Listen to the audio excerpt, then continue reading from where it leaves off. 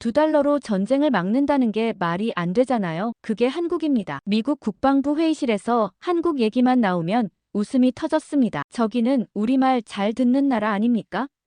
그랬던 미국이 한 달 만에 완전히 달라졌어요. 도대체 무슨 일이 있었던 걸까요? 지금 바로 공개합니다. 한국의 저력이 자랑스럽다고 생각하시는 분들은 구독과 좋아요 꾹 눌러주세요. 저는 미국 국방부 산하 분석실에서 전쟁을 사람이 아니라 숫자로 보는 일을 해왔습니다. 제 이름은 데이비드 첸이에요. 워싱턴에서 12년째 군사경제 분석가로 일하고 있죠. 그날도 평범한 월요일 아침이었습니다. 책상 위에는 중동 보고서가 놓여 있었어요. 두꺼운 파일이었죠. 300페이지는 넘어 보였습니다. 저는 커피를 한 모금 마시고 표지를 넘겼어요. 중동 드론 공격 현황 및 방어 비용 분석이라는 제목이 보였습니다. 국방부 정보국에서 작성한 거였어요. 분류 등급 표시가 찍혀 있었죠. 첫 페이지를 펼쳤습니다. 사우디아라비아 정유시설 공격 사례가 나왔어요. 예멘 후티 반군의 소행이었죠. 작년 9월에 벌어진 일이었습니다. 값싼 드론 수십 대를 날려보낸 거예요. 저는 자연스럽게 계산기를 두드리기 시작했습니다. 이게 제 일이었거든요. 전쟁을 숫자로 번역하는 거였어요. 누가 얼마를 썼고 얼마나 손해봤는지 계산하는 겁니다. 보고서에 따르면 드론은 중국산 부품으로 조립한 거였습니다. 한 대당 제작 비용이 약 100만 원 정도였어요. 부품값이 50만 원, 조립 인건비가 30만 원, 나머지는 운송비와 연료비였죠. 특별한 기술이 필요 없었습니다. 매뉴얼만 있으면 누구나 만들 수 있었어요. 공장도 필요 없었죠. 창고 하나면 충분했습니다. 그런데 우리가 쏜 건 패트리엇 미사일이었습니다. 저는 가격표를 확인했어요. 한 발에 80억 원이었죠. 최신형 PAC-3 모델이라 더 비싸졌더군요. 구형도 50억 원은 했습니다. 엑셀 시트를 열어 입력하기 시작했어요. 공격 측 비용, 방어 측 비용, 요격 성공률, 소모된 탄약수 하나씩 칸을 채워나갔습니다. 보고서를 보니 그날 공격에서 드론 20대가 날아왔다고 했어요. 사우디 방공망이 포착한 숫자였죠. 사우디는 패트리엇 미사일 15발로 응사했습니다. 12대를 격추했고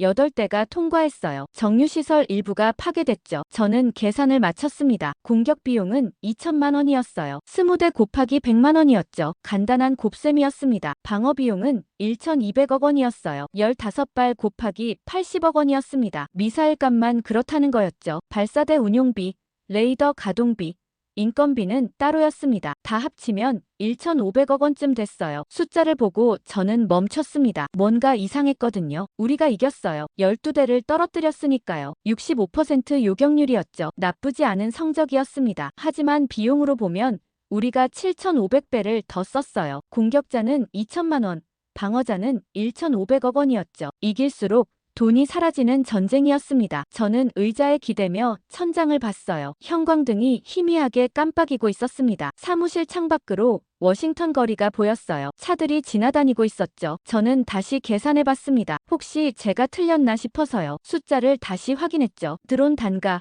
미사일 단가, 발사 횟수 모두 맞았습니다. 결과는 같았어요. 공격자는 2천만 원 썼고 방어자는 1,500억 원 썼습니다. 만약 이런 공격이 계속된다면 어떻게 될까요? 저는 새 시나리오를 만들어 봤어요. 일주일에 한 번씩 1년 동안이라고 가정했습니다. 52주니까 52번 공격이 오는 거였죠. 공격자는 연간 10억 원 정도면 됐습니다. 드론 1,000대 값이었어요. 공장 하나 돌리면 만들 수 있는 양이었죠. 방어자는 7조 8천억 원이 필요했습니다. 한나라 국방 예산 절반 수준이었어요. 사우디 같은 부국도 버티기 힘든 금액이었죠. 이건 싸움이 아니었습니다. 소모전이었어요. 누가 먼저 파산하느냐의 게임이었죠. 그리고 지금 구조로는 방어자가 먼저 무너질 게 뻔했습니다. 아무리 부자 나라라도 이 속도론 못 버텼어요. 저는 보고서를 계속 넘겼습니다. 다른 사례들도 나왔어요. 이라크 미군 기지 공격, 시리아 러시아 기지 공격, 이스라엘 국경지대 공격, 어디든 같은 패턴이었죠. 값싼 드론이 날아오고 비싼 미사일로 막는 겁니다. 승률은 높았어요. 대부분 60% 이상 격추했죠. 하지만 비용 비율은 참담했습니다. 적게는 1,000배, 많게는 10,000배 차이가 났어요. 이기지만 돈은 계속 빠져나갔습니다. 100페이지쯤 읽었을 때 저는 한숨을 쉬었어요. 답이 없었거든요. 미사일 말고 다른 방법이 없었습니다. 대공포는 명중률이 낮았어요. 전자전 장비는 비쌌죠. 결국 미사일로 돌아왔습니다. 마지막 페이지까지 읽었어요. 결론 부분이었습니다. 현 방어 체계는 비용 측면에서 지속 가능하지 않다. 드론 위협이 증가하는 추세를 고려할 때 대안 마련이 시급하다. 추가 연구가 필요하다. 뻔한 결론이었죠. 하지만 구체적인 대안은 없었습니다. 보고서 어디에도 해결책은 나오지 않았어요. 추가 연구라는 말만 반복됐죠. 저는 파일을 덮으려다가 멈췄습니다. 맨 아래 작은 글씨가 보였거든요. 각주였어요. 회색 글씨로 작게 적혀 있었습니다. 참고 사항이라고 표시돼 있었죠. 저는 그 부분을 자세히 읽었습니다. 한국 레이저 대공무기 전력화 완료. 딱 그 한 줄이었어요. 설명도 없었고 출처도 안 적혀 있었죠. 날짜도 없었습니다. 그냥 참고 사항으로 던져진 문장이었어요. 저는 그 문장을 다시 읽었습니다. 레이저 대공무기라고요? 전력화 완료라는 건 실험이 아니라 실제 배치했다는 뜻이었어요. 개발 중도 아니고 완료였습니다. 한국이 레이저 무기를 만들었다고요? 저는 그 한 줄을 보고서에서 지우지 않았습니다. 다른 각주들은 다 지웠어요. 중요하지 않은 참고 사항이었거든요. 하지만 이건 달랐습니다. 뭔가 신경 쓰였어요. 이틀 후 부서 회의가 있었습니다. 매주 수요일 오전에 하는 정례 회의였어요. 중동 담당 전체가 모이는 자리였죠. 저는 회의실에 일찍 도착했습니다. 커피를 따라 마시며 창밖을 봤어요. 워싱턴 하늘이 흐렸죠. 비가 올 것 같았습니다. 사람들이 하나둘 들어왔어요. 부서장 로버트가 맨 먼저 왔고 선임 분석가들이 뒤따랐죠. 모두 자리에 앉았습니다. 12명쯤 됐어요. 로버트가 회의를 시작했습니다. 이번 주 중동 현안 검토하겠습니다. 드론 방어 비용 분석부터 들어보죠. 데이비드,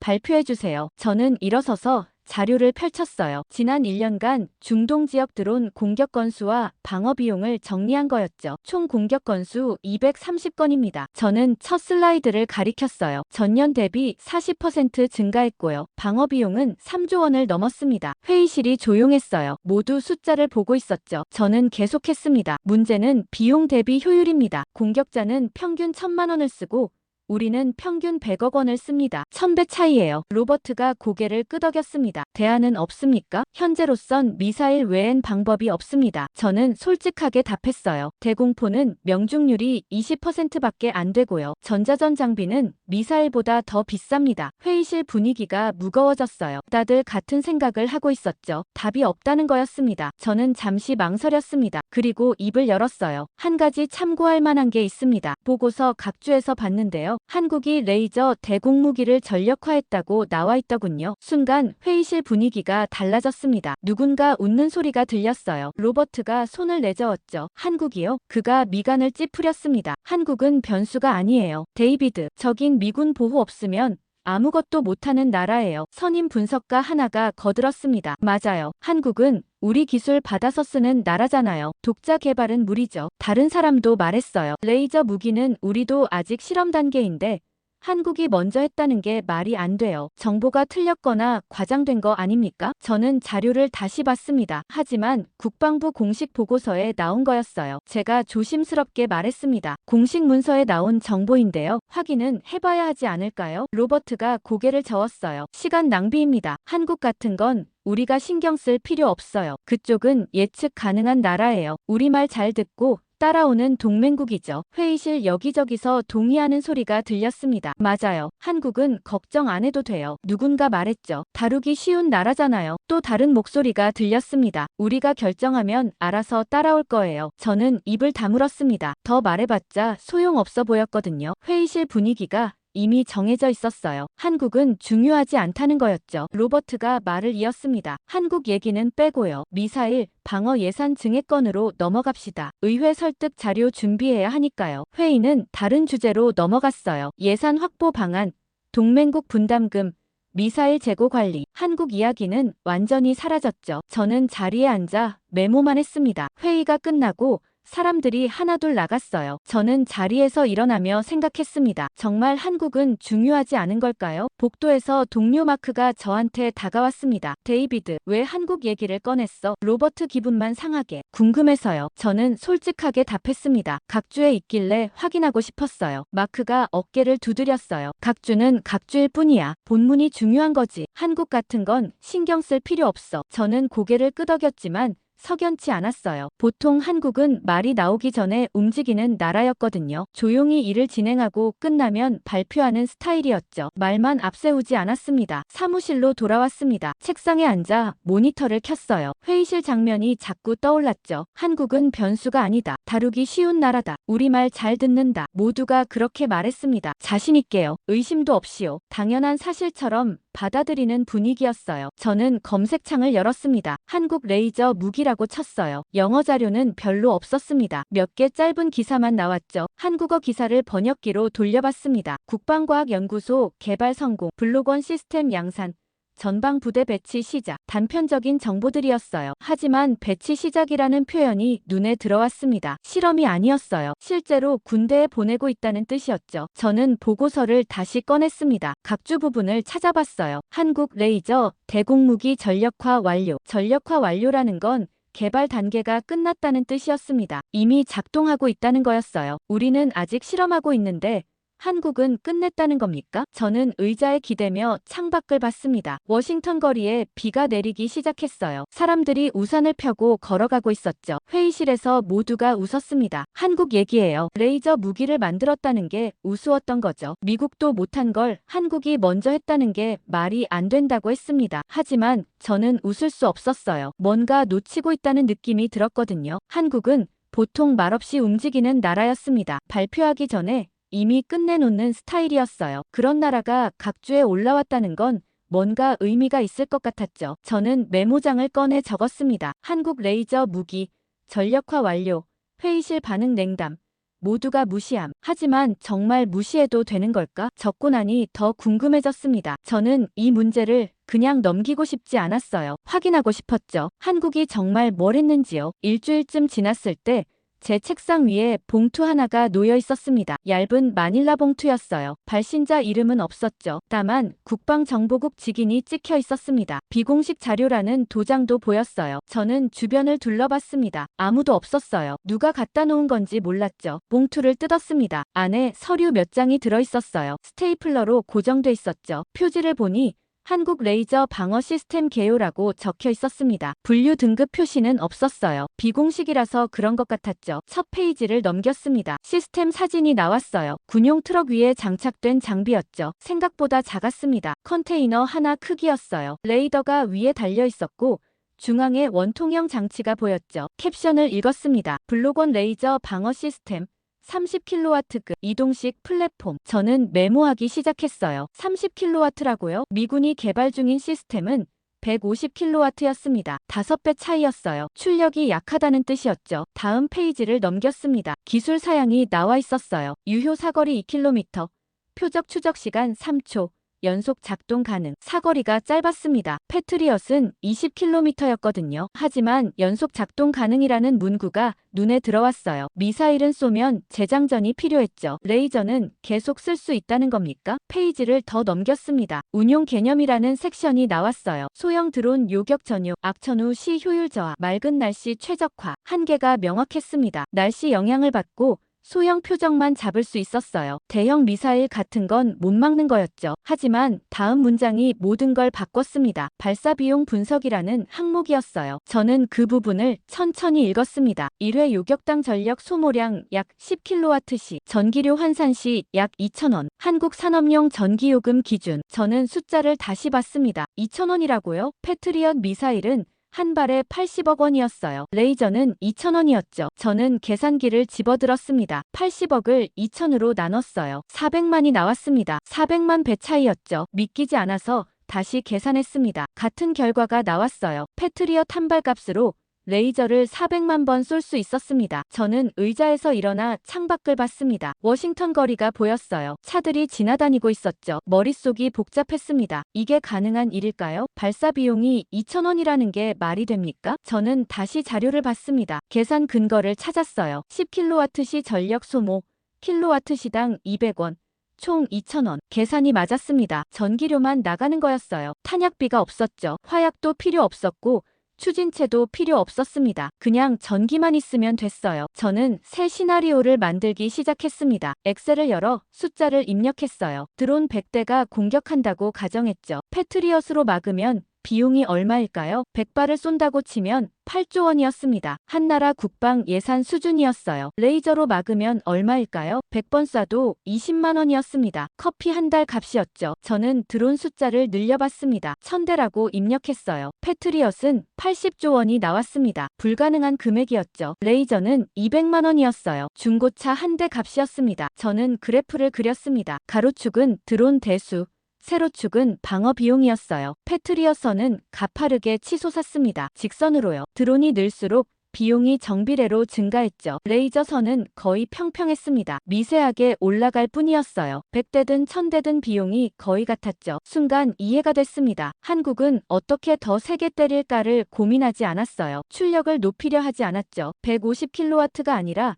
30kW로 만족했습니다. 대신 다른 질문을 했던 겁니다. 얼마나 오래 막을 수 있을까였어요. 계속 쏠 수 있는 무기를 원했던 거죠. 탄약이 떨어지지 않는 걸요. 비용이 늘지 않는 걸요. 저는 자료를 계속 읽었습니다. 다음 섹션은 지속 운용 능력이었어요. 냉각 시스템 내장으로 연속 사격 가능, 전력만 공급되면 무제한 작동, 탄약 재보급 불필요. 이게 핵심이었습니다. 미사일은 한 번 쏘면 끝이었어요. 다시 채워야 했죠. 시간도 걸리고 돈도 들었습니다. 레이저는 달랐어요. 계속 쏠 수 있었죠. 적이 100대를 보내든 1000대를 보내든 막아낼 수 있었습니다. 지칠 때까지요. 저는 마지막 페이지를 봤습니다. 평가 의견이 적혀 있었어요. 한국의 접근은 실용적이다. 최고 성능 추구보다 즉시 운용 가능성에 중점을 뒀다. 출력은 낮지만 소형 드론 방어에는 충분하다. 비용 대비 효과가 매우 높다. 저는 그 문장들을 다시 읽었습니다. 실용적이라고요. 즉시 운용 가능이라고요. 우리와 완전히 달랐어요. 우리는 완벽을 추구했습니다. 모든 상황에서 작동하는 무기를 원했어요. 고출력의 장거리의 전천후였죠. 그러다 보니 개발이 늦어졌습니다. 한국은 충분함을 택했어요. 지금 필요한 만큼만 만들었죠. 소형 드론만 잡으면 됐습니다. 맑은 날씨에만 써도 괜찮았어요. 대신 빨리 만들었고 싸게 만들었습니다. 실전에 배치했어요. 저는 책상 서랍에서 처음 봤던 보고서를 꺼냈습니다. 중동 드론 방어 비용 분석이었어요. 각주를 다시 읽었죠. 한국 레이저 대공무기 전력화 완료. 이제 무슨 뜻인지 알 것 같았습니다. 한국은 전쟁의 계산법을 바꿨던 겁니다. 누가 더 세게 때리느냐가 아니라 누가 더 오래 버티느냐로요. 힘의 경쟁이 아니라 효율의 경쟁으로요. 발사 비용 2,000원이라는 숫자가 모든 걸 말해주고 있었습니다. 며칠 후 추가 정보가 제 이메일로 들어왔습니다. 발신자는 주한 미군 정보담당관이었어요. 이름은 톰 앤더슨이었죠. 제가 일주일 전에 문의했던 사람이었습니다. 한국 레이저 시스템에 대해 더 알 수 있는지 물어봤었거든요. 이메일 제목은 간단했습니다. 요청하신 정보입니다. 저는 첨부 파일을 내려받았어요. 사진 파일이 6개 있었습니다. 용량이 꽤 컸죠. 고해상도였나 봤어요. 첫 번째 사진을 열었습니다. 군용 트럭이 보였어요. 6륜 대형 트럭이었죠. 뒤에 컨테이너 같은 게 실려 있었습니다. 위장 천막이 씌워져 있었지만 윤곽이 보였어요. 레이저 시스템이었습니다. 비공식 자료에서 봤던 것과 같은 거였죠. 두 번째 사진은 더 가까이서 찍은 거였습니다. 위장막이 벗겨진 상태였어요. 레이더가 돌아가고 있는 게 보였죠. 중앙의 원통형 장치도 선명했습니다. 레이저 발생 장치였어요. 세 번째 사진에서 저는 멈췄습니다. 배경이 산악 지형이었거든요. 민간 지역이 아니었어요. 군사시설도 아니었죠. 야외였습니다. 실제 작전 지역 같았어요. 캡션을 읽었습니다. 강원도 전방 지역, 실제 배치 상태. 경계 임무 수행 중. 저는 화면을 확대했습니다. 트럭 옆에 병사들이 서 있었어요. 젊은 한국군이었죠. 군복을 입고 장비를 점검하고 있었습니다. 훈련이 아니었어요. 실전 배치였죠. 네 번째 사진은 조종석 내부였습니다. 병사 한 명이 앉아 있었어요. 모니터를 보고 있었죠. 화면에 뭔가 표시돼 있었습니다. 아마 레이더 화면이었을 거예요. 다섯 번째 사진은 야간 촬영이었습니다. 어두운 산속이었어요. 하지만 레이저 시스템이 작동하고 있었죠. 장비에 불이 들어와 있었습니다. 24시간 경계 중이라는 뜻이었어요. 여섯 번째 사진은 전체 전경이었습니다. 트럭 3대가 일렬로 서 있었어요. 모두 같은 장비를 싣고 있었죠. 한 부대에 여러 대가 배치된 겁니다. 저는 이메일 본문을 다시 읽었습니다. 데이비드, 요청하신 한국 레이저 시스템 정보입니다. 톰이 썼더군요. 확인 결과 전방 부대 최소 3곳에 배치돼 있습니다. 강원도 2곳, 경기도 한 곳입니다. 각 부대당 2대에서 4대씩 운용 중입니다. 저는 계산했습니다. 최소 6대에서 최대 12대였어요. 적지 않은 숫자였죠. 이메일이 계속됐습니다. 놀라운 건 배치 속도입니다. 톰이 강조했더군요. 작년 가을에 개발 완료 발표했는데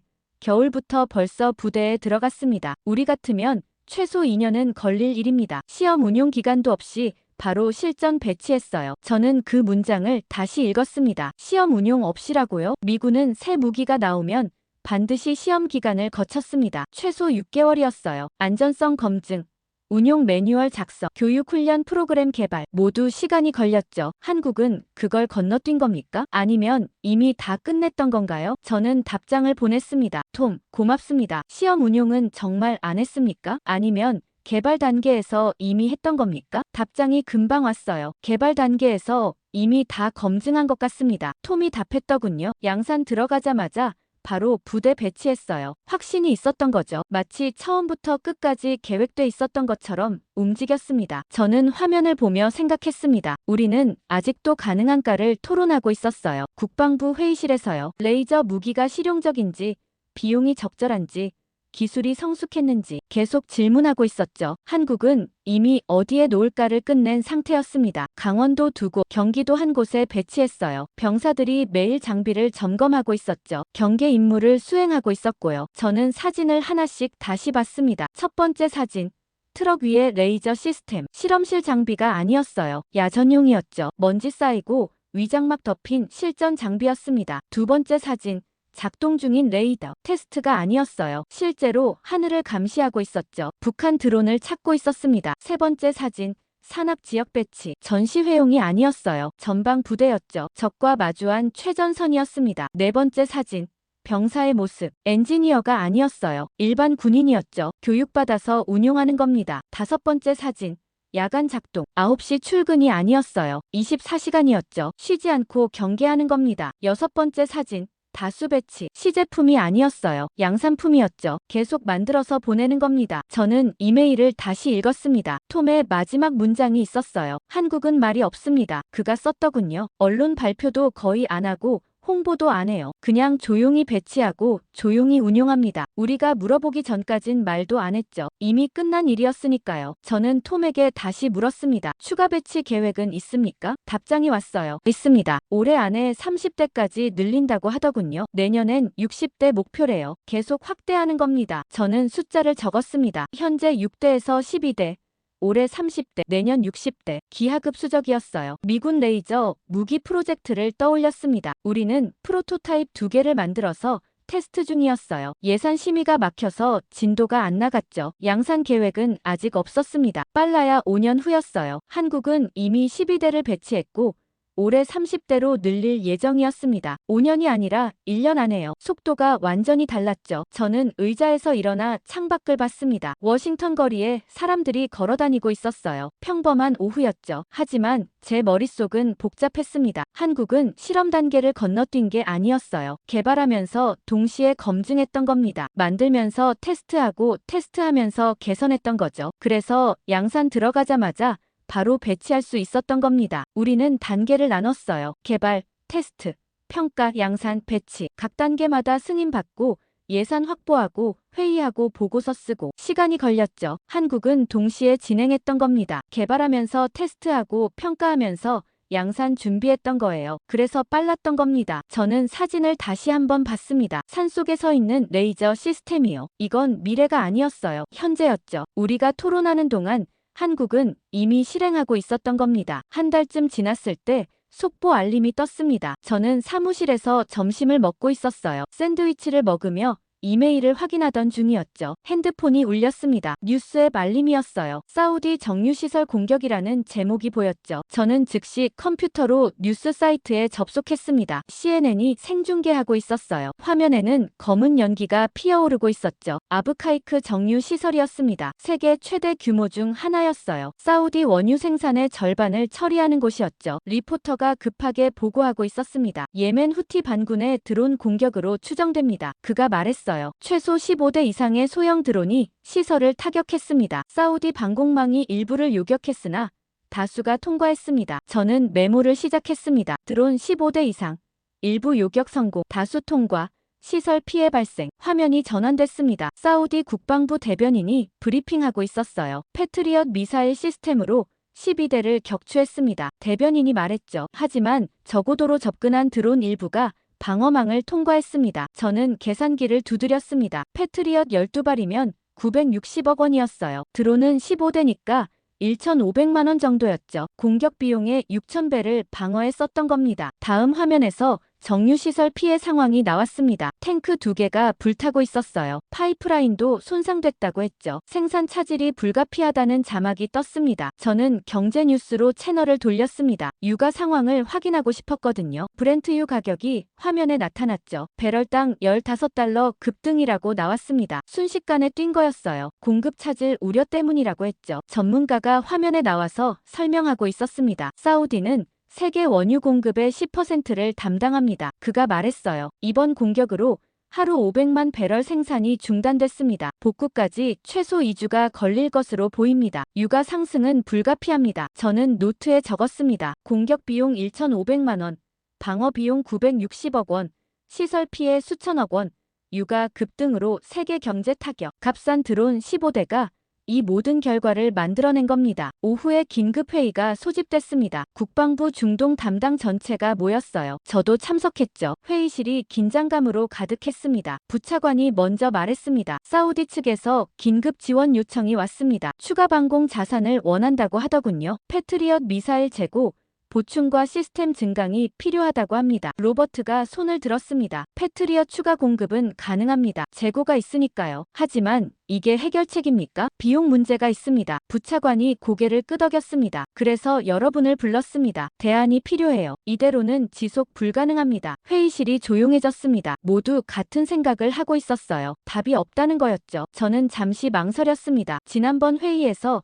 한국 얘기를 꺼냈다가 무시당했었거든요. 하지만 이번엔 달랐어요. 실제 공격이 일어났고 비용 문제가 명확했죠. 저는 손을 들었습니다. 한 가지 제안이 있습니다. 모두가 저를 봤어요. 부차관이 말했죠. 말씀하세요. 한국 레이저 방어 시스템을 검토해 볼 수 있습니다. 저는 조심스럽게 말했어요. 발사 비용이 거의 없고 소형 드론 방어에 효과적입니다. 이미 실전 배치돼서 검증됐고요. 회의실 분위기가 미묘하게 변했습니다. 지난번처럼 웃는 사람은 없었어요. 부차관이 물었습니다. 구체적으로 설명해 주시죠. 저는 준비한 자료를 화면에 띄웠습니다. 비용 비교 그래프였어요. 패트리엇은 발당 80억 원입니다. 저는 그래프를 가리켰어요. 레이저는 발당 2,000원이고요. 오늘 같은 공격을 막는다면 패트리엇은 960억 원이 들지만 레이저는 3만 원입니다. 회의실에서 숨소리가 들렸습니다. 로버트가 물었습니다. 하지만 한계가 있지 않습니까? 날씨 영향받고 사거리도 짧다던데요. 맞습니다. 저는 인정했어요. 완벽하지 않아요. 하지만 오늘 같은 소형 드론 공격에는 충분합니다. 사우디는 맑은 날씨가 많으니까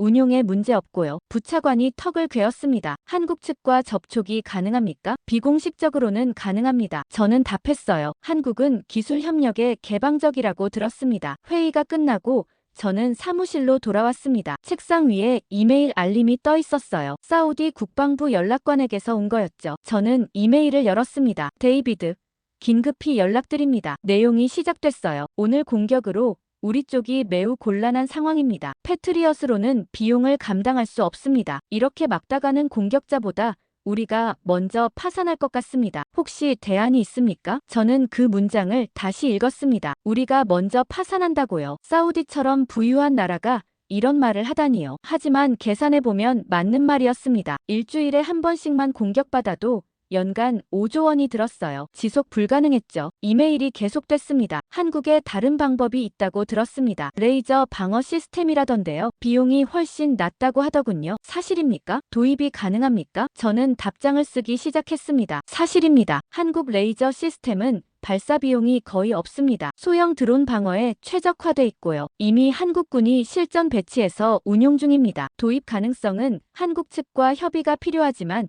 긍정적으로 볼 수 있습니다. 자료를 첨부하겠습니다. 저는 지난 한 달간 모은 자료를 첨부했습니다. 기술 사양, 비용 분석, 배치 현황 모두 넣었어요. 보내기 버튼을 누르고 저는 의자에 기댔습니다. 뭔가 움직이고 있었어요. 사우디 공격이 촉매가 된 겁니다. 이제 한국 레이저 시스템이 더 이상 각주가 아니었죠. 해결책이 되고 있었습니다. 일주일 후 저는 국방산업 컨퍼런스에 참석했습니다. 워싱턴 컨벤션 센터에서 열렸어요. 매년 하는 행사였죠. 미국 주요 방산 기업들이 다 모이는 자리였습니다. 록히드 마틴, 레이시온, 노스롭 그루먼, 보잉, 거대 기업들이 부스를 차리고 최신 무기를 전시했어요. 저는 오전 세션에 참석했습니다. 차세대 방공 시스템이라는 주제였어요. 대강당이 가득 찼죠. 500명은 넘어 보였습니다. 발표자는 레이시온 수석 엔지니어였어요. 그가 무대에 올라 프레젠테이션을 시작했죠. 우리의 차세대 패트리어 시스템을 소개합니다. 화면에 미사일 사진이 나타났어요. 기존보다 더 크고 날렵한 디자인이었습니다. 요격 확률 95% 이상. 그가 자랑스럽게 말했어요. 사거리 2배 증가했고요. 동시 표적 추적 능력도 향상됐습니다. 10개 표적을 동시에 추적할 수 있어요. 청중들이 박수를 쳤습니다. 감탄하는 소리가 들렸죠. 저는 노트북을 열어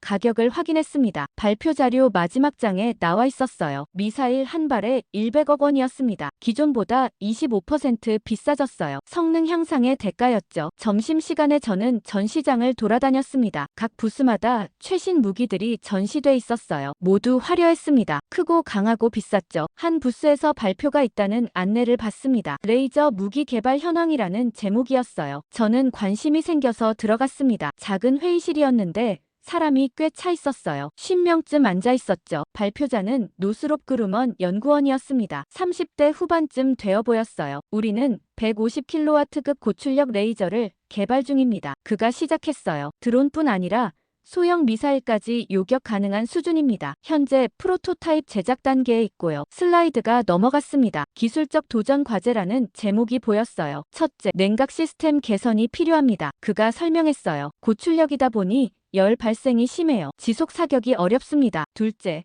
전력 공급 문제가 있습니다. 150kW면 엄청난 전력이 필요해요. 이동식 발전기로는 부족합니다. 셋째, 소형화가 과제입니다. 현재는 트럭 3대 분량이에요. 한 대로 줄여야 합니다. 누군가 손을 들었습니다. 언제쯤 실전 배치 가능합니까? 발표자가 잠시 망설였어요. 최소 5년은 더 필요합니다. 기술적 문제를 해결하고 테스트하고 양산체제 구축하려면 그 정도 걸려요. 예산 확보도 과제고요. 저는 메모했습니다. 5년 후라고요. 한국은 작년에 이미 배치했는데 말이죠. 발표가 끝나고 질의응답 시간이었습니다. 저는 손을 들었어요. 한국이 이미 레이저 시스템을 배치했다는 걸 알고 계십니까? 발표자가 잠시 당황한 표정을 지었습니다. 아, 그거요. 들어는 봤습니다. 하지만 그건 저출력이에요. 30kW 정도밖에 안 됩니다. 우리 목표의 5분의 1 수준이죠. 뒤쪽에서 누군가 웃었습니다. 그 정도로 뭘 막겠어요? 장난감 드론이나 떨어뜨리는 거 아닙니까? 다른 사람이 거들었습니다. 한국은 늘 그래요. 빨리 만들려고 성능을 타협하죠. 우리는 제대로 만듭니다. 발표자가 고개를 끄덕였어요. 맞습니다. 우리는 완벽한 시스템을 추구해요. 모든 상황에서 작동하는 걸 원하죠. 비 오나 눈 오나 밤이나 낮이나 상관없이요. 한국 시스템은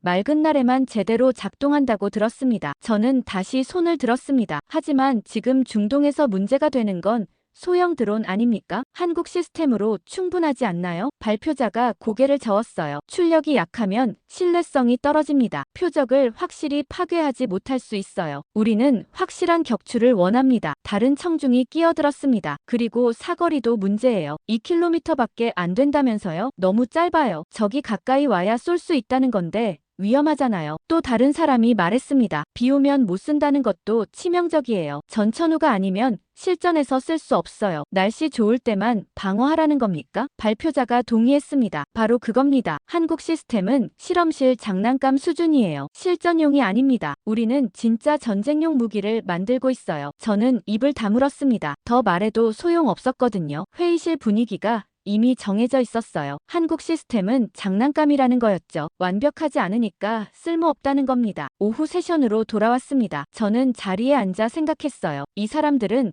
한국을 이해하지 못하고 있었습니다. 한국은 완벽한 무기를 만들려던 게 아니었어요. 모든 상황에서 작동하는 걸 원하지 않았죠. 대신 지금 필요한 걸 만들었습니다. 소형 드론만 잡으면 됐어요. 맑은 날씨에만 써도 괜찮았죠. 2km 사거리면 충분했습니다. 왜냐하면 그게 현실이었으니까요. 중동에서 날아오는 건 값싼 소형 드론이었어요. 고도도 낮았고 속도도 느렸죠. 150kW 고출력이 필요 없었습니다. 30kW면 충분했어요. 전천후가 아니어도 됐습니다. 중동은 맑은 날이 대부분이었거든요. 한국은 현실에 맞췄던 겁니다. 이상이 아니라 현실이에요. 완벽함이 아니라 충분함이었죠. 우리는 반대였습니다. 이상을 추구했어요. 모든 상황, 모든 표적, 모든 날씨에서 작동하는 완벽한 무기를 원했죠. 그러다 보니 복잡해졌고 비싸졌고 늦어졌습니다. 결국 아무것도 배치 못하고 있었어요. 휴식 시간에 저는 로비로 나왔습니다. 커피를 마시며 창밖을 봤어요. 워싱턴 하늘이 흐렸습니다. 옆에서 누군가 말을 걸었습니다. 아까 한국 얘기하신 분이시죠? 저는 돌아봤어요. 50대쯤 되어 보이는 남자였습니다. 명찰을 보니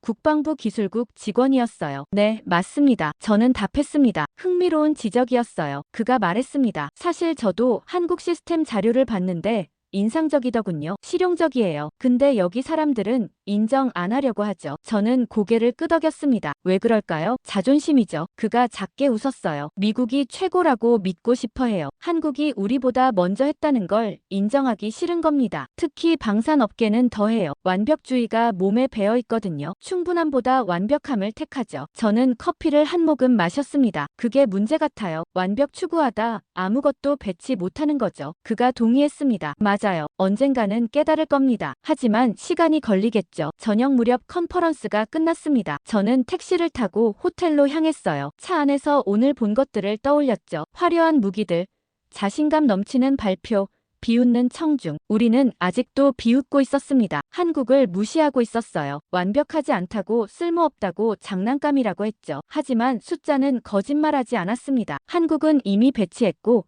우리는 아직 실험 중이었어요. 한국은 2,000원에 쏘고 우리는 100억 원에 쐈죠. 누가 옳은 걸까요? 이틀 후 저는 특별한 이메일을 받았습니다. 국방부 정보국에서 온 거였어요. 제목은 중동 현장 영상 공유였죠. 기밀 등급 표시가 붙어 있었습니다. 저는 첨부 파일을 다운로드했습니다. 동영상 파일이 하나 있었어요. 용량이 꽤 컸죠. 고화질인 것 같았습니다. 파일명은 사우디 레이저 시스템 시연이었어요. 저는 사무실 문을 닫았습니다. 아무도 방해받지 않게요. 의자를 당겨 앉아서 재생 버튼을 눌렀죠. 화면이 밝아졌습니다. 사막 풍경이 나타났어요. 모래와 바위뿐인 광활한 땅이었죠. 하늘은 맑았습니다. 구름 한 점 없었어요. 카메라가 천천히 움직였습니다. 군사기지로 보였어요. 펜스가 쳐져 있었고 경비병이 서 있었죠. 트럭 한 대가 화면에 나타났습니다. 익숙한 실루엣이었어요. 한국제 레이저 시스템이었죠. 사진으로만 보던 거였는데 실물 영상은 처음이었습니다. 영어 내레이션이 들렸습니다. 한국 레이저 방어 시스템 실전 테스트입니다. 목소리가 말했어요. 사우디 국방부 요청으로 실시됩니다. 날짜는 지난주 화요일이고요. 목적은 실제 표적 요격 능력 검증입니다. 카메라가 장비를 클로즈업했습니다. 레이더가 천천히 회전하고 있었어요. 중앙에 원통형 장치가 보였죠. 레이저 발생 장치였습니다. 조종석에 사우디 군인이 앉아 있었어요. 한국 기술자가 옆에 서서 설명하고 있었죠. 곧 드론 20대가 접근합니다. 내레이션이 계속됐어요. 중국제 소형 드론으로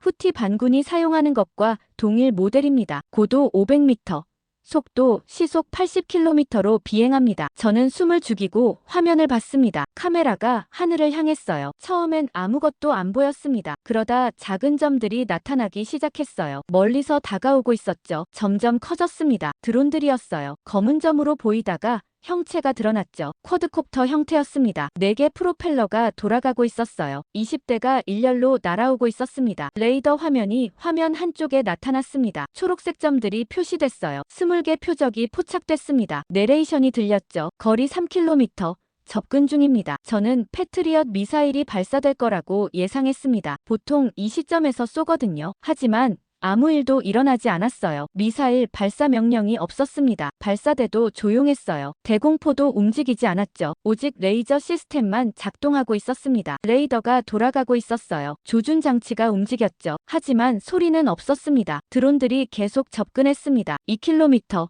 1km, 500.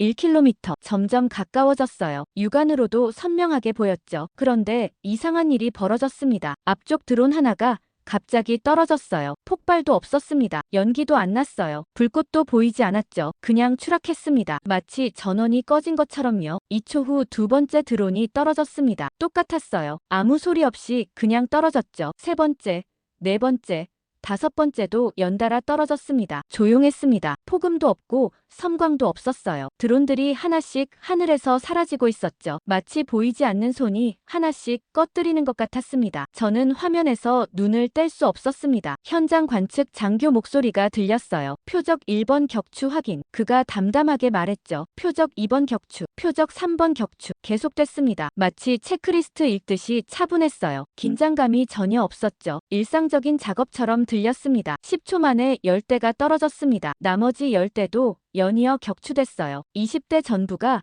3분 안에 사라졌죠. 모두 조용히 떨어졌습니다. 폭발 장면은 단 한 번도 없었어요. 불꽃도 연기도 파편도 없었죠. 소음도 전혀 없었습니다. 내레이션이 결과를 요약했습니다. 전체 20대 격추 완료. 소요 시간 2분 48초. 발사 비용 약 4만 원. 탄약 소모 없음. 부수 피해 없음. 저는 숨을 내쉬었습니다. 방금 뭘 본 걸까요? 20대 드론이 하늘에서 사라졌어요. 하지만 전쟁 같지 않았습니다. 폭발도 없고 소리도 없었으니까요. 조용했어요. 깨끗했죠. 마치 없던 일처럼 드론들이 사라진 겁니다. 만약 패트리엇 미사일로 막았다면 어땠을까요? 저는 상상해봤습니다. 하늘이 폭발로 가득했을 거예요. 20발 미사일이 하늘에서 터졌겠죠. 엄청난 폭음이 울렸을 겁니다. 섬광이 번쩍였을 거고요. 파편이 사방으로 날아갔을 겁니다. 땅에 떨어져서 위험했겠죠. 하지만 레이저는 아무것도 남기지 않았습니다. 소리도 빛도 파편도 없었어요. 드론만 조용히 떨어졌죠. 효율적이었습니다. 깔끔했어요. 안전했죠. 저는 영상을 다시 재생했습니다. 놓친 게 있나 싶어서요. 처음부터 다시 봤죠. 드론이 접근하는 장면, 레이저 시스템 작동, 드론 격추. 두 번째로 봐도 놀라웠습니다. 격추 순간을 슬로우 모션으로 돌려봤어요. 드론이 날아가다가 갑자기 멈췄습니다. 프로펠러가 돌다가 멈춘 게 보였어요. 그리고 떨어졌죠. 레이저가 드론 내부를 태운 겁니다. 전자회로가 파괴됐던 거예요. 외관은 멀쩡해 보였지만 속은 망가진 겁니다. 그래서 폭발이 없었던 거였죠. 저는 영상을 멈추고 생각했습니다. 이건 단순한 무기가 아니었어요. 전쟁 방식 자체를 바꾸는 거였죠. 조용하고 깨끗하게 적을 무력화시키는 겁니다. 폭력적이지 않게요. 화려하지 않게요. 효율적으로요. 내레이션 마지막 문장이 다시 들렸습니다. 발사 비용 4만 원. 만약 패트리엇으로 막았다면 1,600억 원이 들었을 거예요. 4만 대 1,600억이었죠. 400만 배 차이였습니다. 저는 영상 파일을 저장했습니다. 이건 보고서에 꼭 넣어야 했어요. 말로만 설명하는 게 아니라 직접 보여줘야 했죠. 창밖을 봤습니다. 워싱턴 오후 하늘이 보였어요. 평화로운 풍경이었죠. 하지만 제 머릿속은 복잡했습니다. 방금 본 장면이 계속 떠올랐거든요. 조용히 떨어지는 드론들이요. 소리 없는 전쟁이었습니다. 다음 주 저는 종합 보고서를 쓰기 시작했습니다. 지난 2달간 모은 모든 자료를 정리하는 작업이었어요. 책상 위에는 파일들이 쌓여 있었죠. 한국 시스템 사양서, 비용 분석 데이터, 사우디 시연 영상, 배치 현황 사진, 모두 확인된 정보들이었습니다. 저는 새 엑셀 파일을 열었습니다. 제목을 입력했어요. 레이저 대 미사일 방어 종합 비교 분석. 첫 번째 탭은 비용 비교였습니다. 가장 핵심적인 부분이었어요. 저는 표를 만들기 시작했죠. 세로축의 방어 방식, 가로축에 비용 항목을 놓았습니다. 패트리엇 미사일부터 입력했습니다. 미사일 한 발 가격 100억 원. 최신 단가였어요. 발사대 운용비 시간당 50만 원. 레이더 가동비 시간당 30만 원. 인건비 1회 발사당 10만 원. 모두 더하니 1회 요격에 100억 90만 원이 들었습니다. 다음은 레이저였습니다. 전력 소모 10kWh, 전기료 2,000원, 냉각수 비용 500원, 인건비 거의 없음, 총 2,500원이었습니다. 저는 계산기를 두드렸습니다. 100억 90만을 2,500으로 나눴어요. 403만 6천이 나왔습니다. 패트리엇 한 발 값으로 레이저를 400만 번 넘게 쏠 수 있었죠. 저는 그 숫자를 표에 입력했습니다. 비용 비율 1대 403만 6천. 다음 시나리오를 만들었습니다. 대규모 공격 상황이었어요. 드론 1,000대가 동시에 공격한다고 가정했죠. 현실적으로 가능한 최악의 시나리오였습니다. 패트리엇으로 막으려면 1,000발이 필요했습니다. 요격률 85%를 고려하면 실제로는 1,200발쯤 쏴야 했어요. 비용이 나왔습니다. 12조 원이었어요. 한나라 연간 국방 예산 수준이었죠. 불가능한 금액이었습니다. 레이저로 막으면 전기료만 나갔습니다. 1,000번 쏴도 250만 원이었어요. 중고 경차 한 대 값이었죠. 저는 그래프를 그렸습니다. 가로축은 드론 공격 횟수, 세로축은 누적 방어 비용이었어요. 패트리엇선은 직선으로 치솟았습니다. 45도 각도로 올라갔어요. 드론 100대면 1조, 200대면 2조, 1000대면 12조였죠. 완벽한 정비례 관계였습니다. 레이저선은 거의 평평했습니다. X축에 붙어 있다시피 했어요. 100대든 1000대든 비용이 거의 안 늘었죠. 200만 원에서 250만 원 사이였습니다. 두 선은 교차하지 않았습니다. 아예 차원이 달랐어요. 패트리엇은 선형 증가였고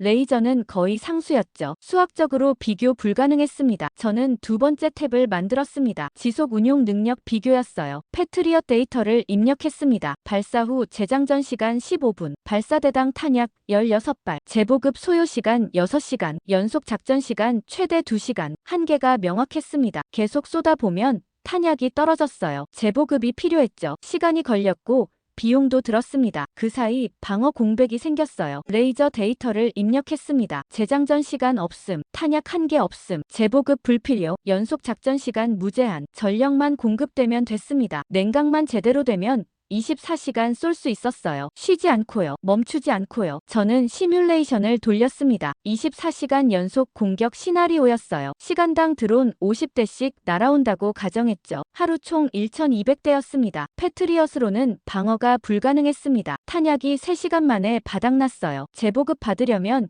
6시간 기다려야 했죠. 그 사이 드론 300대가 통과했습니다. 레이저는 24시간 내내 막아냈습니다. 쉬지 않고 쏠 수 있었거든요. 1200대 전부 격추 가능했어요. 비용은 300만 원이었죠. 저는 세 번째 탭을 만들었습니다. 부수 피해 비교였어요. 패트리엇 데이터를 찾았습니다. 지난 1년간 중동에서 발생한 미사일 요격 작전 중 파편 낙하 사고가 47건 있었어요. 민간인 부상 12명, 재산 피해 23건, 차량 파손 8건이었죠. 미사일이 하늘에서 터지니까 파편이 떨어졌던 겁니다. 도심 지역에선 위험했어요. 건물에 구멍이 뚫리고 차가 부서졌죠. 다행히 사망자는 없었지만 위험천만했습니다. 레이저 데이터는 간단했습니다. 파편 낙하 0건, 민간 피해 0건, 소음 민원 0건, 폭발이 없으니까 파편도 없었어요. 소리도 안 났죠. 도심 한복판에서 써도 안전했습니다. 저는 네 번째 탭을 만들었습니다. 경제적 지속성 분석이었어요. 가장 중요한 부분이었죠. 시나리오를 설정했습니다. 매주 드론 공격이 1회씩 1년간 지속된다고 가정했어요. 총 52회였죠. 매회 드론 20대씩이었습니다. 패트리엇으로 방어하는 경우를 계산했습니다. 주당 비용 2천억 원, 연간 비용 10조 4천억 원이었어요. 사우디처럼 부유한 나라도 버티기 힘든 금액이었죠. 2년째부터는 국방 예산을 초과했습니다. 지속 불가능했어요. 레이저로 방어하는 경우를 계산했습니다. 주당 비용 5만 원, 연간 비용 260만 원이었어요. 커피값도 안 됐습니다. 10년을 해도 2,600만 원이었죠. 평범한 직장인 월급 수준이었습니다. 저는 결론 문장을 썼습니다. 패트리엇은 단기전 무기다. 레이저는 장기전 무기다. 현대 전쟁은 장기전이다. 따라서 레이저가 승리한다. 타이핑을 마치고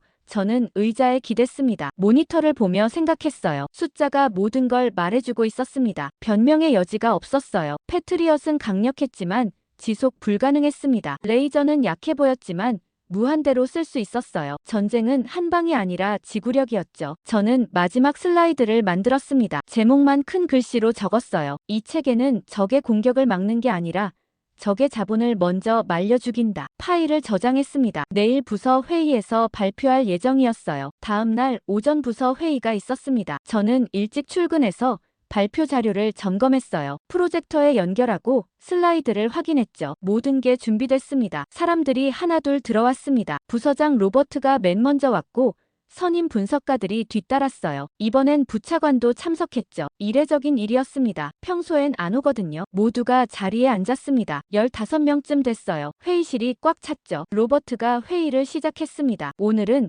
데이비드의 레이저 방어 시스템 종합 분석을 듣겠습니다. 부차관님도 관심 있어 하셔서 자리해 주셨고요. 데이비드, 시작하시죠. 저는 일어서서 첫 슬라이드를 켰습니다. 레이저 대미사일 방어 종합 비교 분석이라는 제목이 나타났어요. 핵심은 단 하나입니다. 저는 말문을 열었어요. 비용입니다. 전쟁은 결국 경제 싸움이에요. 누가 더 오래 버티느냐가 승패를 가릅니다. 슬라이드를 넘겼습니다. 비용 비교표가 나타났어요. 패트리엇 한 발 100억 원, 레이저 한 발 2,500원, 비율 1대 400만. 회의실이 조용했습니다. 모두 숫자를 보고 있었어요. 아무도 웃지 않았습니다. 한 달 전 회의와 완전히 달랐죠. 그때는 한국 얘기만 나와도 비웃었는데 이젠 아무도 그러지 않았습니다. 저는 다음 슬라이드로 넘어갔습니다. 대규모 공격 시나리오였어요. 드론 1000대를 막는다고 가정하면 패트리엇은 12조 원이 필요합니다. 저는 그래프를 가리켰어요. 레이저는 250만 원입니다. 부차관이 손을 들었습니다. 이 숫자 검증됐습니까? 과장 아닙니까? 모두 실제 데이터입니다. 저는 확신 있게 답했어요. 한국군 운용 자료와 사우디 시연 결과를 바탕으로 했습니다. 보수적으로 계산한 거예요. 실제로는 더 효율적일 수 있습니다. 로버트가 물었습니다. 그럼 왜 우리는 아직 레이저를 안 쓰는 겁니까? 개발이 늦어서입니까? 저는 다음 슬라이드를 띄웠습니다. 접근 방식 비교였어요. 미국은 완벽을 추구했습니다. 저는 설명했어요. 150kW 고출력, 전천후 작동, 모든 표적 대응, 이상적이지만 시간이 오래 걸렸어요. 아직도 실험 중입니다. 한국은 충분함을 택했습니다. 30kW 저출력, 맑은 날씨 최적, 소형 드론 전용. 제한적이지만 지금 당장 쓸 수 있어요. 이미 배치했습니다. 부차관이 팔짱을 꼈습니다. 한계가 있다는 얘긴데 괜찮습니까? 중동 상황에는 충분합니다. 저는 답했어요. 지금 문제가 되는 건 소형 드론이에요. 중동은 맑은 날이 대부분이고요. 완벽할 필요 없습니다. 충분하면 됩니다. 선임 분석가 하나가 질문했습니다. 그럼 우리도 한국 방식을 따라야 한다는 겁니까? 저는 신중하게 답했습니다. 배울 점이 있다고 봅니다. 완벽 추구하다 아무것도 배치 못하는 것보다 충분한 걸 빨리 배치하는 게 낫습니다. 실전에서 검증하면서 개선해 나가면 돼요. 저는 사우디 시연 영상을 틀었습니다. 드론들이 조용히 떨어지는 장면이 화면에 나타났어요. 폭발도 없고 소리도 없었죠. 20대가 3분 안에 격추됐습니다. 영상이 끝나고 회의실이 잠시 조용했습니다. 부차관이 입을 열었어요. 인상적이네요. 소리가 하나도 없군요. 바로 그겁니다. 저는 강조했어요. 도시 방어에 최적이에요. 폭음도 파편도 없으니까 민간 피해가 없습니다. 서울같이 인구 밀집 지역에서 쓰려고 만든 거죠. 로버트가 말했습니다. 사우디가 도입 검토 중이라던데 사실입니까? 네. 저는 고개를 끄덕였어요. 비공식적으로 한국 측과 접촉했습니다. 긍정적으로 진행되고 있고요. 아랍에미리트와 쿠웨이트도 관심 보이고 있습니다. 부차관이 물었습니다. 우리는 어떻게 해야 합니까? 한국과 협력이 필요합니다. 저는 준비한 답을 했어요. 기술 교류부터 시작하면 좋겠습니다. 그들의 실용적 접근을 배우고 우리 기술력을 결합하는 거죠. 윈윈 할 수 있습니다. 부차관이 로버트를 봤습니다. 로버트. 한국 측에 비공식 타진해 보시죠. 기술 협력 가능성을요. 우리도 배워야 할 것 같습니다. 로버트가 고개를 끄덕였어요. 알겠습니다. 이번 주 안에 연락하겠습니다. 회의 분위기가 완전히 바뀌어 있었습니다. 한 달 전엔 한국을 비웃었어요. 변수도 아니라고 했죠. 다루기 쉬운 나라라고 무시했습니다. 이젠 아무도 그렇게 말하지 않았어요. 배워야 한다고 했죠. 협력하자고 했습니다. 파트너로 봤어요. 저는 마지막 슬라이드를 띄웠습니다. 큰 글씨로 한 문장만 적혀 있었어요. 이제 전쟁은 누가 더 강한 무기를 가졌느냐가 아니라 누가 더 오래 버틸 수 있느냐의 문제입니다. 한국은 그 답을 먼저 찾았습니다. 부차관이 박수를 쳤습니다. 다른 사람들도 따라서 쳤어요. 저는 고개를 숙여 인사했죠. 회의가 끝나고 부차관이 저를 불렀습니다. 데이비드. 잠깐 얘기 좀 하시죠. 저는 그를 따라 복도로 나갔습니다. 훌륭한 분석이었어요. 부차관이 말했습니다. 눈을 뜨게 해줬습니다. 한국을 과소평가하고 있었네요. 감사합니다. 저는 답했어요. 한 가지 부탁이 있습니다. 부차관이 말을 이었어요. 다음 주에 국제안보 포럼이 있습니다. 독일 뮌헨에서요. 거기서 이 내용을 발표해 주실 수 있겠습니까? 각국 국방 관계자들이 모이는 자리예요. 저한테요? 저는 놀랐습니다. 당신이 가장 잘 알잖아요. 부차관이 웃었어요. 한국 시스템을요. 세계에 알려야 합니다. 패러다임이 바뀌고 있다는 걸요. 저는 수락했습니다. 최선을 다하겠습니다. 사무실로 돌아오는 길에 동료 마크가 저를 불렀습니다. 데이비드. 대단하던데? 회의 반응이요. 한 달 전 생각나? 다들 비웃었잖아. 저는 웃었습니다. 숫자가 말해줬어요. 저는 그냥 정리했을 뿐이에요. 마크가 어깨를 두드렸습니다. 아니야. 내가 포기 안 했어. 다들 무시할 때도 끝까지 파고들었잖아. 그게 차이를 만든 거야. 사무실에 앉아 저는 창밖을 봤습니다. 워싱턴 하늘이 맑았어요. 뭔가 바뀌고 있었습니다. 느낄 수 있었어요. 한국은 더 이상 변수가 아니었습니다. 파트너였죠. 아니, 어쩌면 선생님이었습니다. 일주일 후 저는 특별한 영상을 하나 더 받았습니다. 이번엔 한국 국방부에서 직접 보낸 거였어요. 김민준이라는 방위사업청 직원이 발신자였죠. 부차관이 한국 측에 비공식 접촉했을 때 연결된 사람이었습니다. 이메일 제목은 서울 방어 훈련 영상이었습니다. 참고용으로 보내드립니다라는 짧은 메시지가 있었어요. 저는 첨부 파일을 다운로드했습니다. 이번에도 동영상이었어요. 재생 버튼을 눌렀죠. 화면이 밝아졌습니다. 서울 도심이 보였어요. 고층 빌딩들이 즐비했죠. 한강이 화면 저편에 보였습니다. 낮 시간이었어요. 하늘은 맑았고 햇살이 쏟아지고 있었습니다. 자막이 나타났습니다. 서울 상공 방어 훈련 2024년 11월 한국군 합동참모본부 주관. 카메라가 천천히 움직였습니다. 도심 어딘가의 건물 옥상이었어요. 레이저 시스템이 설치돼 있었죠. 사막이 아니라 도시 한복판이었습니다. 빌딩 숲 사이에 레이저 장비가 있었어요. 트럭이 아니라 고정 설치였죠. 더 큰 시스템이었습니다. 내레이션이 한국어로 들렸습니다. 자막이 영어로 나왔어요. 북한 무인기 침투를 가정한 방어 훈련입니다. 목소리가 말했죠. 서울 상공으로 접근하는 소형 드론을 요격합니다. 실제 작전과 동일한 절차로 진행됩니다. 화면이 전환됐습니다. 레이더 관제실이 보였어요. 여러 명이 모니터를 보고 있었죠. 긴장한 표정들이었습니다. 훈련이지만 진지했어요. 모의 표적 5대 발진. 내레이션이 들렸습니다. 북쪽에서 남하 중입니다. 고도 800m. 속도 시속 90km. 서울 도심을 향해 접근합니다. 카메라가 다시 하늘을 비췄습니다. 처음엔 아무것도 안 보였어요. 그러다 작은 점들이 나타났죠. 드론들이었습니다. 훈련용이지만 실제 크기였어요. 도심 위를 날아오고 있었습니다. 저는 숨을 죽였습니다. 빌딩 사이로 드론이 날아오는 모습이 묘하게 섬뜩했어요. 만약 실제 공격이라면 저 드론들이 폭탄을 싣고 있을 겁니다. 아파트에, 학교에, 병원에 떨어질 수 있었죠. 레이저 시스템이 작동하기 시작했습니다. 레이더가 돌아갔어요. 추적 장치가 움직였죠. 하지만 소리는 없었습니다. 도심 한복판인데도 조용했어요. 첫 번째 드론이 격추됐습니다. 폭발도 없이 그냥 떨어졌어요. 한강 쪽으로 추락했죠. 두 번째, 세 번째도 연달아 떨어졌습니다. 모두 조용히 사라졌어요. 관제실 목소리가 들렸습니다. 표적 1격추, 표적 2격추. 담담했어요. 긴장감이 없었죠. 일상적인 작업처럼 들렸습니다. 5대 전부가 2분 안에 격추됐습니다. 모두 한강이나 공터에 떨어졌어요. 시가지엔 한 대도 안 떨어졌죠. 정확했습니다. 내레이션이 다시 들렸습니다. 도심 방어의 핵심은 조용함입니다. 목소리가 강조했어요. 폭음이 나면 시민들이 놀랍니다. 파편이 떨어지면 위험합니다. 레이저는 둘 다 없습니다. 도시는 조용해야 합니다. 저는 그 문장을 메모했습니다. 도시는 조용해야 한다. 화면이 전환됐습니다. 서울거리 모습이 나왔어요. 사람들이 평소처럼 걸어다니고 있었죠. 카페에 앉아 커피 마시는 사람들도 보였습니다. 차들이 지나다녔어요. 방금 머리 위에서 드론 5대가 격추됐는데 아무도 몰랐습니다. 소리가 없었으니까요. 폭발이 없었으니까요. 일상이 멈추지 않았던 겁니다. 만약 패트리엇 미사일로 막았다면 어땠을까요? 저는 상상해봤습니다. 하늘에서 미사일 5발이 터졌을 거예요. 엄청난 폭음이 도심을 뒤덮었겠죠. 빌딩 유리창이 깨졌을 겁니다. 파편이 거리로 떨어졌을 거고요. 차들이 멈췄을 겁니다. 사람들이 비명 지르며 도망갔겠죠. 공황 상태가 됐을 거예요. 하지만 레이저는 아무 흔적도 남기지 않았습니다. 사람들은 평소처럼 생활했어요. 드론이 격추된 줄도 몰랐죠. 조용히 안전해진 겁니다. 내레이션이 계속됐습니다. 서울은 1000만 인구가 사는 도시입니다. 북쪽 50km에 북한이 있습니다. 드론 위협은 현실입니다. 하지만 도시는 멈출 수 없습니다. 조용히 막아야 합니다. 그래서 레이저입니다. 화면에 통계가 나타났습니다. 서울 방공 시스템 배치 현황, 레이저 방어 거점 12곳, 24시간 감시 체제, 요격 성공률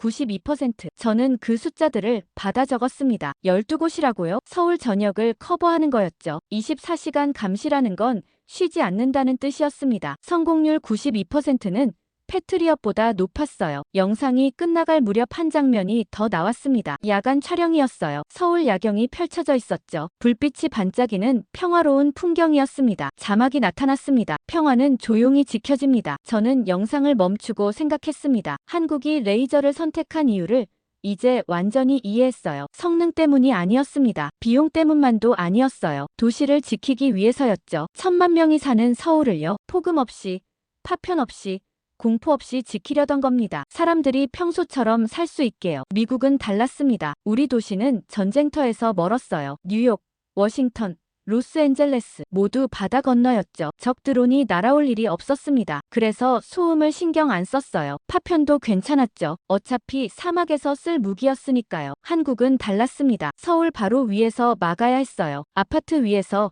학교 위에서, 병원 위에서요. 폭발시킬 수 없었습니다. 조용해야 했어요. 그래서 레이저였던 겁니다. 저는 이메일 답장을 썼습니다. 김민준 씨, 영상 감사합니다. 큰 도움이 됐습니다. 도시는 조용해야 한다는 말이 인상 깊었습니다. 한국의 선택이 이해됩니다. 다음 주 민헨 포럼에서 이 내용을 포함해 발표하겠습니다. 보내기를 누르고 저는 창밖을 봤습니다. 워싱턴 거리가 보였어요. 평화로운 오후였죠. 하지만 서울은 달랐습니다. 북쪽 50km의 적이 있는 도시였어요. 언제든 드론이 날아올 수 있었죠. 그런데도 사람들은 평소처럼 살고 있었습니다. 커피 마시고 걸어다니고 웃고 떠들었어요. 왜냐하면 조용히 지켜지고 있었으니까요. 레이저가요. 일주일 후 저는 독일 민헨에 도착했습니다. 국제안보회의가 열리는 곳이었어요. 세계 각국 국방 관계자들이 모이는 자리였죠. 호텔에 체크인하고 회의장으로 갔습니다. 큰 컨벤션 센터였어요. 입구에서 명찰을 받았죠. 각국 국기가 새겨진 명찰들이 보였습니다. 미국, 독일, 프랑스, 영국, 일본, 이스라엘, 주요 국가들이 다 왔더군요. 저는 오전 세션을 참관했습니다. 드론 위협 증가라는 주제였어요. 이스라엘 국방부 관계자가 발표하고 있었죠. 우리는 하마스 드론 공격에 매일 대응합니다. 그가 말했어요. 아이언돔으로 막지만 비용이 감당 안 돼요. 한 달에 수천억 원이 듭니다. 지속 불가능합니다. 청중들이 고개를 끄덕였습니다. 다들 같은 문제를 겪고 있었어요. 값싼 드론과 비싼 방어 비용이었죠. 점심시간에 저는 로비에서 여러 사람을 만났습니다. 독일 국방부 차관이 다가왔어요. 첸 박사님이시죠? 오후 발표 기대하고 있습니다. 한국 시스템에 대해 들었어요. 저는 악수하며 답했습니다. 감사합니다. 흥미로운 내용일 겁니다. 프랑스 조달청 직원도 관심을 보였습니다. 레이저 방어가 정말 효과 있습니까? 비용이 그렇게 낮다던데요. 실전 검증됐습니다. 저는 확신 있게 말했어요. 한국과 사우디에서요. 오후 2시 제 발표 차례가 왔습니다. 대강당이 가득 찼어요. 300명은 넘어 보였습니다. 각국 국방장관, 차관, 고위 장성들이 앉아 있었죠. 저는 무대에 올라 마이크를 잡았습니다. 긴장됐지만 준비는 충분히 했어요. 오늘 여러분께 전쟁의 새로운 공식에 대해 말씀드리겠습니다. 저는 시작했어요. 한국이 보여준 패러다임 전환입니다. 첫 슬라이드를 띄웠습니다. 비용 비교 그래프였어요. 패트리엇 100억 원, 레이저 2,500원. 숫자가 화면에 크게 나타났죠. 청중석에서 웅성거림이 들렸습니다. 이것은 단순한 가격 차이가 아닙니다. 저는 강조했어요. 전쟁 공식이 바뀌는 겁니다. 기존 방어는 공격자에게 유리했습니다. 값싼 드론으로 비싼 미사일을 강요했죠. 공격할수록 방어자만 파산했어요. 레이저는 이걸 뒤집었습니다. 다음 슬라이드로 넘겼습니다. 대규모 공격 시나리오였어요. 드론 1000대 공격 시 미사일 방어는 12조 원입니다. 레이저는 250만 원이고요. 이제 방어자가 유리해졌습니다. 공격자가 아무리 많이 보내도 방어 비용은 일정해요. 청중들이 메모하기 시작했습니다. 여러 명이 고개를 끄덕이고 있었어요. 저는 서울 방어 훈련 영상을 틀었습니다. 도심 위로 드론이 날아오는 장면이 나왔어요. 조용히 격추되는 모습이 화면에 펼쳐졌죠. 폭발도 소리도 없었습니다. 영상이 끝나고 자막이 나타났어요. 도시는 조용해야 합니다. 청중석이 조용해졌습니다. 모두 그 문장을 보고 있었어요. 저는 핵심 메시지를 전했습니다. 이제 전쟁은 누가 더 강한 무기를 가졌느냐가 아니라 누가 더 오래 버틸 수 있느냐의 문제입니다. 제가 또박또박 말했어요. 힘이 아니라 지구력입니다. 화력이 아니라 효율입니다. 파괴가 아니라 지속입니다. 한국은 이미 그 답을 찾았습니다. 마지막 슬라이드였습니다. 결론이 나타났어요. 전쟁의 미래는 가장 강한 무기가 아니라 가장 오래 쓸 수 있는 무기가 결정한다. 한국 레이저 시스템은 그 시작이다. 경제가 전쟁을 지배한다. 박수가 터졌습니다. 청중들이 일어서서 박수쳤어요. 저는 예상 못했죠. 질의응답 시간이었습니다. 손이 수십 개 올라갔습니다. 그런데 맨 앞줄에서 한 사람이 손을 들지 않고 일어섰어요. 중국 대표단이었습니다. 명찰을 보니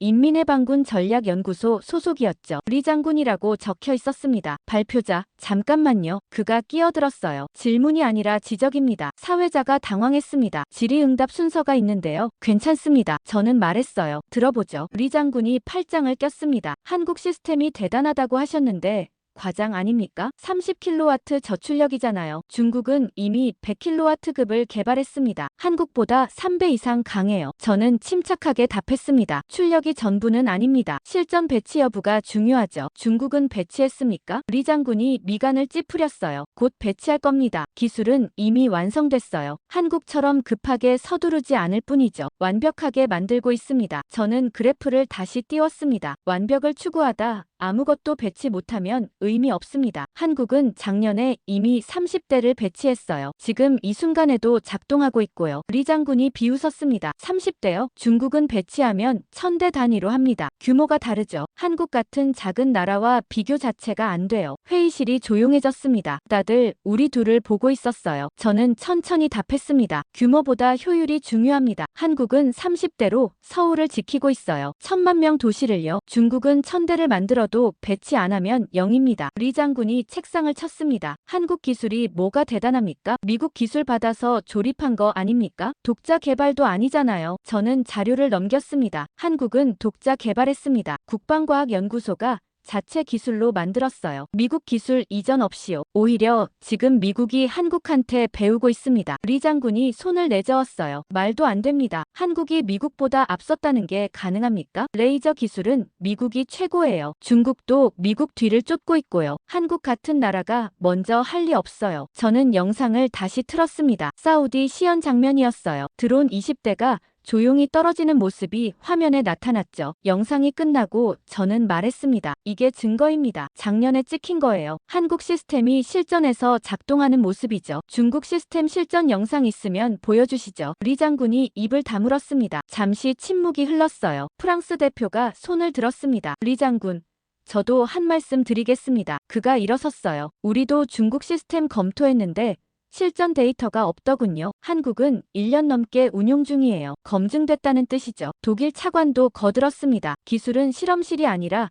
전장에서 증명되는 겁니다. 한국이 그걸 해냈어요. 중국은 아직 실험실 단계 아닙니까? 리 장군이 얼굴이 붉어졌습니다. 중국은 신중한 겁니다. 검증 없이 배치하지 않아요. 안전이 최우선이죠. 일본 방위성 관계자가 말했습니다. 하지만 한국도 검증했잖아요. 개발 단계에서요. 그래서 배치 즉시 작동한 거고요. 중국보다 효율적이었던 겁니다. 이스라엘 대표가 끼어들었습니다. 저희가 아이언돔 운용하면서 배운 게 있습니다. 실전 데이터가 없는 시스템은 믿을 수 없다는 거예요. 한국은 실전 검증됐어요. 그게 결정적 차이죠. 리 장군이 목소리를 높였습니다. 한국을 너무 띄우는 거 아닙니까? 작은 나라가 운 좋게 빨리 만든 것뿐이에요. 기술 수준은 중국이 훨씬 높습니다. 영국 대표가 냉정하게 말했습니다. 기술 수준보다 결과가 중요합니다. 한국은 배치했고 중국은 안 했어요. 그게 전부죠. 저는 마지막 슬라이드를 띄웠습니다. 한국은 작은 나라입니다. 저는 또박또박 말했어요. 하지만 북쪽 50km의 적이 있는 나라예요. 절박했죠. 그래서 빨리 만들었고 실전에 배치했습니다. 규모가 아니라 필요가 혁신을 낳았어요. 크기가 아니라 속도였고 출력이 아니라 효율이었습니다. 그게 한국의 힘입니다. 박수가 터졌습니다. 청중 대부분이 일어서서 쳤어요. 리 장군만 앉아 있었죠. 팔짱을 낀 채 고개를 돌렸습니다. 사회자가 말했습니다. 다음 질문 받겠습니다. 첫 번째 질문은 영국에서 나왔습니다. 한국 시스템 도입이 가능합니까? 우리도 드론 위협이 있어요. 한국은 기술 협력에 개방적입니다. 저는 답했어요. 이미 여러 나라와 논의 중이고요. 두 번째 질문은 폴란드였습니다. 우크라이나 전쟁에도 쓸 수 있습니까? 러시아 드론 말이에요. 충분히 가능합니다. 저는 확신 있게 말했어요. 소형 드론 방어엔 최적이니까요. 세 번째 질문은 일본이었습니다. 왜 미국은 먼저 못 만들었습니까? 기술이 부족해서입니까? 저는 신중하게 답했어요. 기술 문제가 아닙니다. 접근 방식이 달랐어요. 우리는 완벽을 추구했고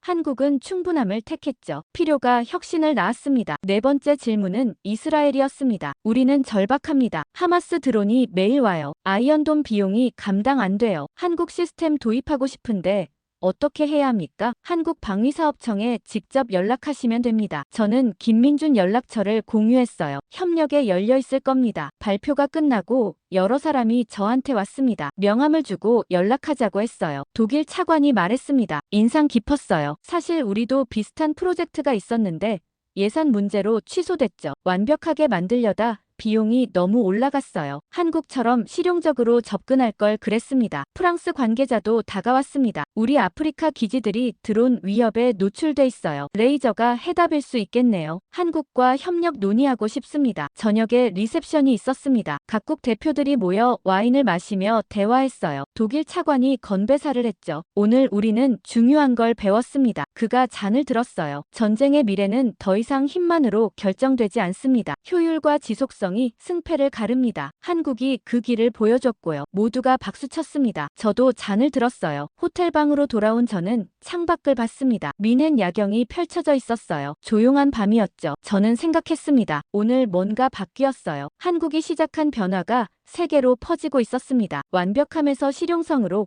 화력에서 효율로, 힘에서 지구력으로 전쟁을 보는 시각이 바뀌고 있었어요. 집안 살림과 똑같은 이야기였습니다. 아무리 강해도 오래 못 버티면 진다는 거요. 경제가 전쟁을 결정한다는 거요. 한국은 그걸 먼저 이해했던 겁니다. 민헨에서 돌아온 밤이었습니다. 워싱턴 사무실이 조용했어요. 대부분 퇴근하고 없었죠. 저는 책상 앞에 앉아 노트북을 열었습니다. 창밖으로 워싱턴 야경이 보였어요. 빌딩 불빛들이 반짝이고 있었죠. 저는 처음 봤던 보고서를 꺼냈습니다. 석 달 전 그날 아침에 읽었던 거였어요. 중동 드론 방어 비용 분석이라는 제목이었죠. 마지막 페이지를 펼쳤습니다. 각주가 보였어요. 작은 회색 글씨로 적혀 있었죠. 한국 레이저 대공무기 전력화 완료. 딱 한 줄이었습니다. 모두가 지나쳤던 문장이었어요. 참고 사항이라고 적힌 작은 글씨였죠. 하지만 그 한 줄이 모든 걸 바꿨습니다. 저는 그 문장을 다시 읽으며 생각했어요. 석 달 전 저는 그냥 분석가였습니다. 숫자를 보는 사람이었죠. 전쟁을 계산하고 비용을 따지는 게 일이었어요. 그런데 지금은 달랐습니다. 민헨에서 300명 앞에서 발표했어요. 각국 국방장관들이 제 말을 들었죠. 한국과 협력이 시작됐고요. 패러다임이 바뀌고 있었습니다. 모두 이 작은 한 줄에서 시작됐던 겁니다. 저는 새 파일을 열었습니다. 최종 보고서를 쓰기로 했어요. 지난 석 달의 여정을 정리하는 거였죠. 제목부터 고민했습니다. 처음엔 한국 레이저 방어 시스템 종합 분석이라고 썼어요. 하지만 뭔가 부족했습니다. 이건 단순한 기술 분석이 아니었거든요. 전쟁을 보는 시각 자체가 바뀐 거였죠. 저는 제목을 지웠습니다. 잠시 생각하다가 다시 타이핑했어요. 대한민국 전쟁의 비용을 바꾼 나라. 그게 맞았습니다. 한국이 한 일은 무기 하나 만든 게 아니었어요. 전쟁 경제학을 다시 썼던 겁니다. 힘의 경쟁을 효율의 경쟁으로 바꿨던 거였죠. 저는 본문을 쓰기 시작했습니다. 첫 문단이 중요했어요. 전쟁의 역사는 무기의 역사였다. 더 강한 칼,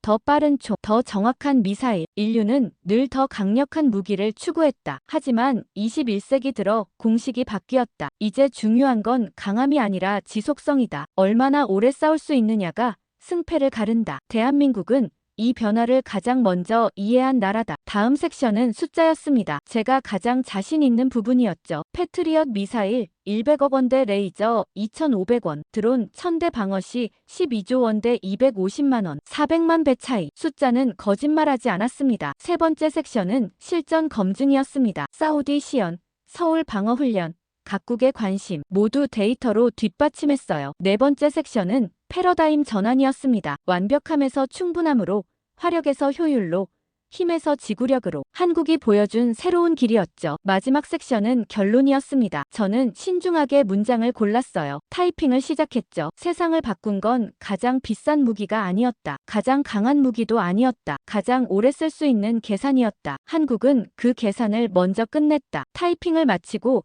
저는 파일을 저장했습니다. 시계를 보니 새벽 2시였어요. 밤을 샌 거였죠. 하지만 피곤하지 않았습니다. 뿌듯했거든요. 저는 의자에서 일어나 창가로 갔습니다. 워싱턴 밤하늘에 별이 보였어요. 차가운 겨울 공기가 창문 너머로 느껴졌죠. 석 달 전 저는 작은 각주 하나를 발견했습니다. 모두가 무시했던 한 줄이었어요. 하지만 저는 궁금했죠. 왜 한국이 먼저 했을까? 어떻게 가능했을까? 정말 효과가 있을까? 질문하고 파고들었습니다. 데이터를 모았고 영상을 봤어요. 숫자를 계산하고 그래프를 그렸죠. 답을 찾았습니다. 한국은 다른 질문을 했던 겁니다. 어떻게 더 세게가 아니라 얼마나 오래였어요. 완벽함이 아니라 충분함이었죠. 이기는 것이 아니라 버티는 것이었습니다. 그리고 그 답이 맞았어요. 사우디가 도입했고 각국이 관심 보였죠. 뮌헨에서 300명이 박수쳤습니다. 패러다임이 바뀌고 있었어요. 저는 책상으로 돌아와 앉았습니다. 마우스를 움직여 파일을 열었어요. 제목이 화면에 나타났죠. 대한민국 전쟁의 비용을 바꾼 나라. 저는 미소 지었습니다. 완벽한 제목이었어요. 내일 아침 부차관에게 제출할 예정이었죠. 가방을 챙겨 사무실을 나왔습니다. 복도는 어두웠어요. 비상등만 켜져 있었죠. 엘리베이터를 타고 내려가며